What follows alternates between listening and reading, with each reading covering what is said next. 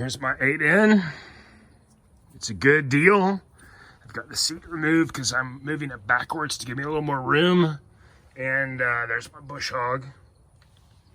And this one that comes from DB Electrical, I like that it has these nuts installed already to help hold it together. So I've got it loosened up. I'm gonna leave these nuts on here, and then as I get it in to thread it in, I will unloosen them and then get the screws and the housing. Of course, the big concern that people have is when the centrifugal clutch hasn't spun forward, can you get it in? Well, I've been able to get it in the past, so let's see what happens. Unfortunately, I don't know if I can film this very well one-handed, so I'll see if I can get a good angle on it.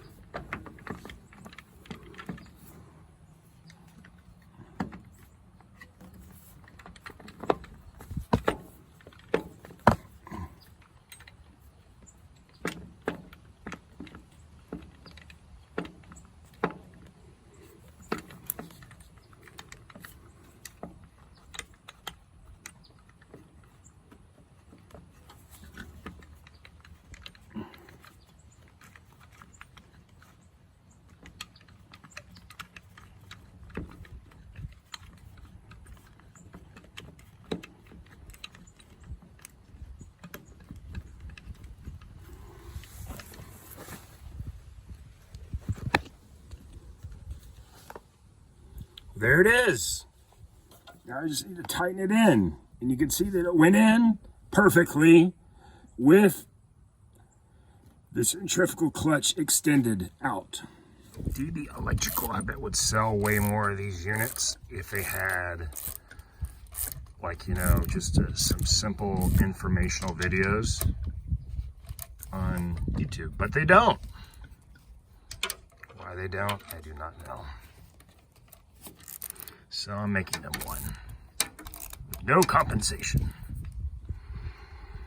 One thing I should mention is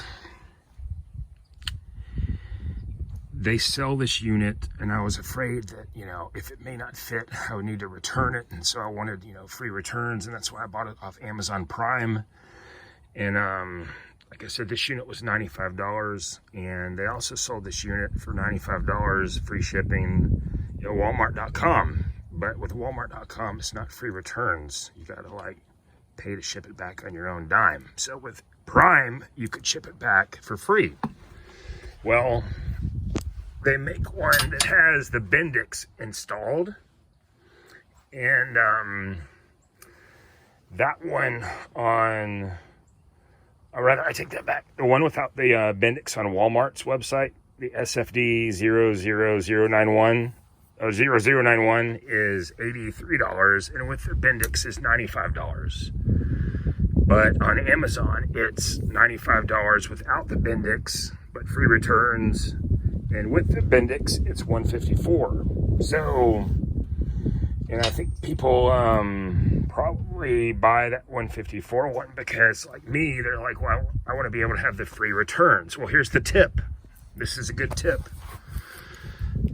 If you get the 3-year return policy from Walmart, which I did not do because I purchased this from Amazon, but if you get the 3-year return from Walmart, at least as of October 2020, you get a return policy that's good for 3 years that includes mailing labels for free returns. So anyway, I'm going to use my Bendix because while my Bendix is, quote, the new Bendix, unquote, deal, even though it's used, is the one I wanted to try just because it was a good functioning Bendix before the brushes flaked out on me.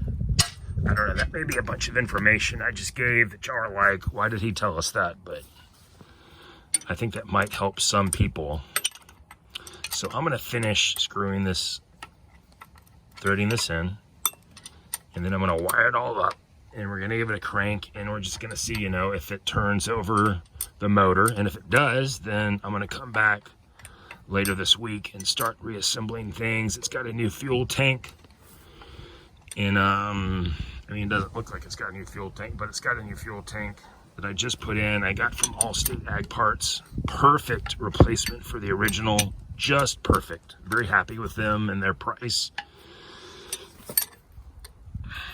I'll say this once again in my previous video, I'm disappointed that DB Electrical, nowhere in their website or anywhere was it mentioned that it came with this nice starting strap, the ground strap on for the connection, which is a nice touch. Also nice touch is these installation bolts had lock washers on it.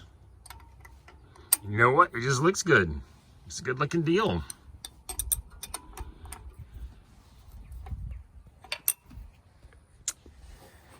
As usual, everyone who's dealt with this knows that to remove the solenoid and put it back on is a real hassle. And I realize that some people do it by just leaving the solenoid on and pulling the starter off, and that's how they get this back screw in right here, see?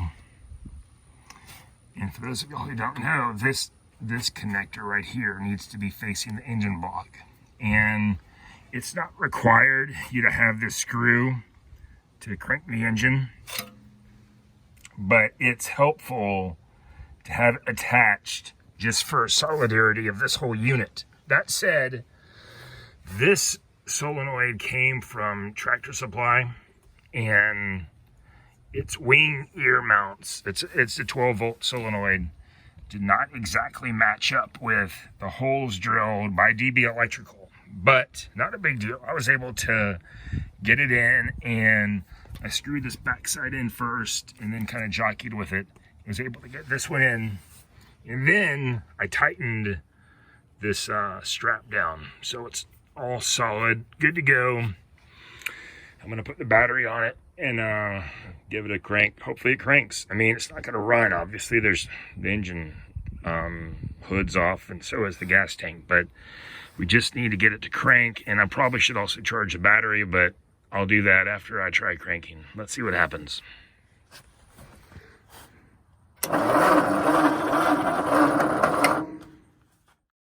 So the engine turned over. It was pretty snappy, but I think I need to recharge the battery, which I'll do. But here's some up close shots of the starter. I think it looks good, and I'm looking forward to getting the engine running again.